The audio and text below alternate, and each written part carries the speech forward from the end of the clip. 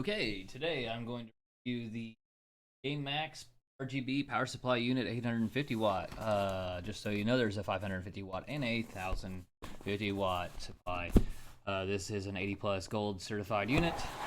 It does go up to 90% efficiency when you're around 80% load on the power supply.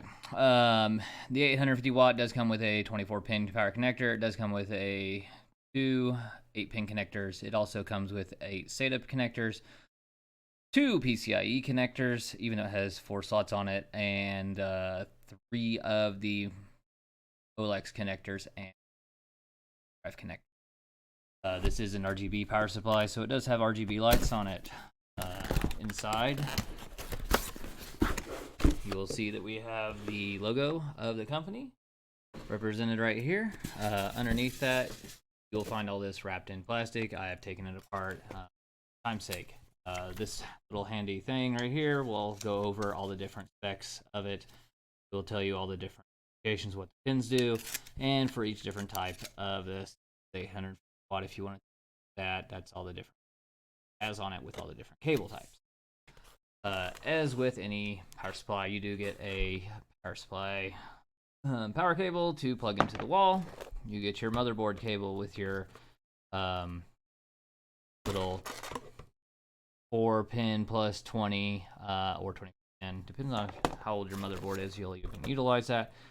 This is the PCI Express one. You can see that this also has a little slide off right here at the end to make it a 6-pin, or it becomes 8-pin. There are 2 of these in here, and there's the second one. The next one we have in here is the Molex connectors with a floppy disk drive connector. This is good for plugging into various peripherals such as fans and CPU units. And then the next one here is the other SATA one with a Molex connector on it. And then the other ones are just purely SATA power connectors. There's quite a few of those you get in here.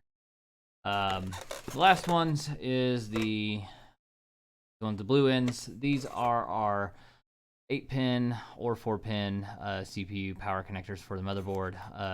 This is really nice because the new AMD boards do require between 8 and 16 of these plugged in. So you get 4, 8, 12, or 16. Some of them will only require 8, but the new standard is with AMD's at least, and some of the Intels, is that you have 8 plus 4 or 8 plus 8. You also get some zip ties, 2 of those, and 4 black screws to go in there with it. The power supply itself has RGB lighting around the edge, has a nice whisper quiet fan. The main board connector, the CPU connectors, these are labeled so that it's less confusing, so that you know which ones go where. Like I said, there is 4 of the PCIe power connectors, of which you only get 2 cables for, but you can get another one. Also, you have your IDE and SATA. The other part you have on here is the RGB toggle switch with the power connector and the plug. Has some nice logoing on the side, as you can see. Also on the back of the power supply, let me bring that correct, gives you all the different specifications on the power supply, so that you know you're getting enough power across your 12-volt line to your powerful devices such as your graphics cards. So you'll get 840 watts across there, or 100 watts across there. So without further ado, let's fire this puppy up.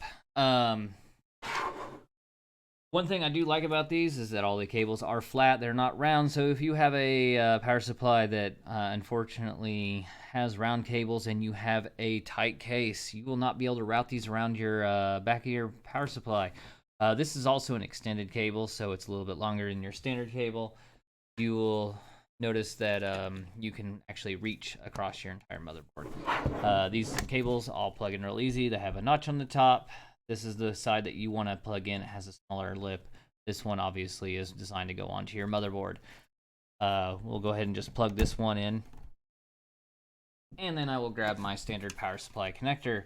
This is what I use to test all my power supplies, make sure they function, they turn on correctly, and that they're delivering the proper voltage. The next step here is I have a power cable ready to go. This one will just plug into the front here. and we will simply turn it on. As you can see, we have different functionalities. Again, the RGB light will change all the different lighting modes. These lighting modes can multicolored, individual colors, chasing lights, various other types. There's green, there's blue, there's yellow, there's pink, teal, white. It goes across the board. You can select each one of those. You can also hold down the button and it will turn it completely off, and you can then turn it back on and it will hold that setting if you are satisfied with it. Otherwise, it's in demo mode and it will continue to cycle through the different various modes that are capable on this one. That's pretty much it for this power supply. If you have any questions, feel free to message me and I'll reply. Thank you.